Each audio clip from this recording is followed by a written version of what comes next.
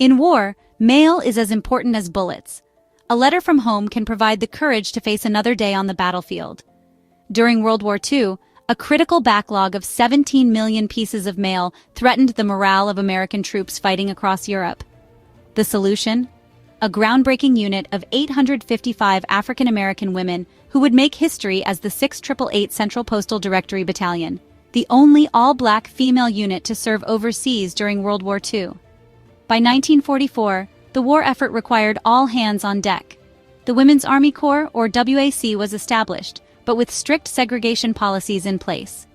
Of the 140,000 women who served in the WAC during World War II, only about 6,500 were black. Civil rights activist Mary McLeod Bethune, alongside First Lady Eleanor Roosevelt, advocated tirelessly for black women to receive equal opportunities to serve overseas. Finally, in late 1944, the War Department formed the 6888 Central Postal Directory Battalion. Major Charity Adams was selected to lead this pioneering unit.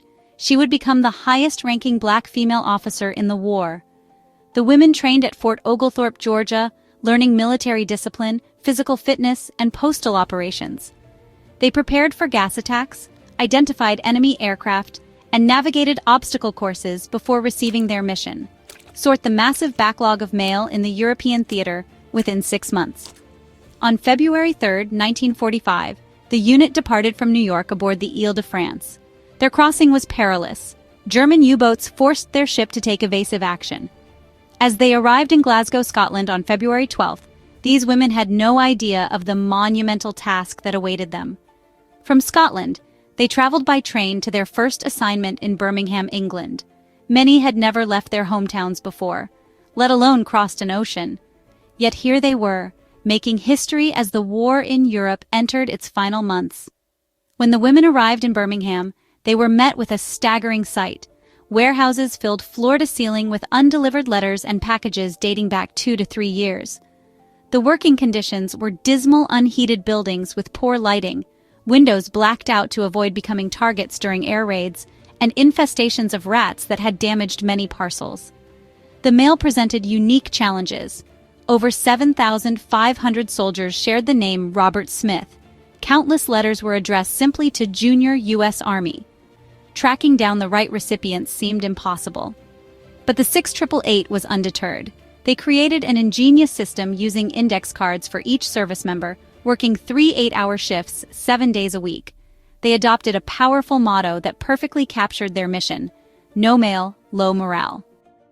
Beyond the enormous workload, the 6888 faced the dual challenges of racism and sexism. They were housed in segregated facilities, denied access to the same recreational spaces as white soldiers, and frequently had their capabilities questioned. When a white male officer suggested sending in his own team to show the women how to do it right, Major Adams famously replied, "Sir, over my dead body, sir." Despite these obstacles, the 6888 processed approximately 65,000 pieces of mail per shift. When a general predicted the backlog would take 6 months to clear, the women accomplished it in just 3 months. Their success in Birmingham led to additional assignments in Rouen and Paris, France, where they continued their exceptional work. Tragically, 3 members of the unit, Mary Bankston, Mary Barlow, and Dolores Brown, lost their lives in a Jeep accident and were buried in the Normandy American Cemetery, alongside thousands of fallen soldiers. In February 1946, the last members of the 6888 returned home. Unlike many units, they received no parades, no medals, no recognition. They were quietly disbanded at Fort Dix, New Jersey, and returned to a country still deeply segregated.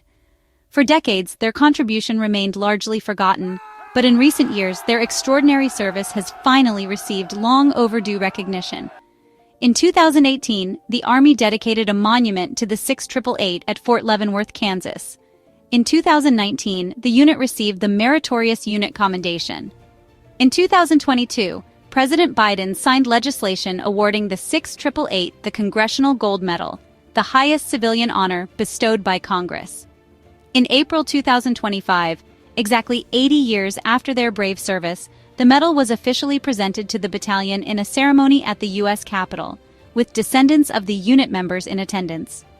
The women of the 6888 Central Postal Directory Battalion proved that determination, excellence, and dignity could overcome even the most challenging circumstances. They delivered hope in the form of letters from loved ones while carving a path for future generations of women and people of color in the military. Their extraordinary story continues to inspire. In 2024, director Tyler Perry brought their story to the screen in the Netflix film The 6888, starring Kerry Washington as Major Charity Adams. These pioneering women exemplified their motto in ways that extended far beyond mail delivery.